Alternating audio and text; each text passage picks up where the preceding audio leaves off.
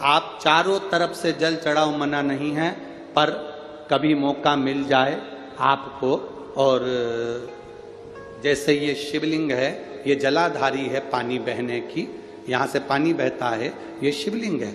जब तुम्हें कोई बहुत जरूरी बात कहना हो, कभी कोई बहुत जरूरी है और तुम्हारी जीवन में बहुत जरूरी है वो बात कहना, तो तुम बाबा अगर नहीं सुन रहा हो तो जैसे ये जलाधारी में पानी इधर से बहता है, तुम इधर बैठो।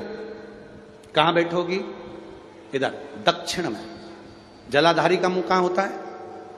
उत्तर में। आप यहां बैठो और यहां बैठकर बाबा की पूजन करो, यहां बैठकर जल चढ़ाओ।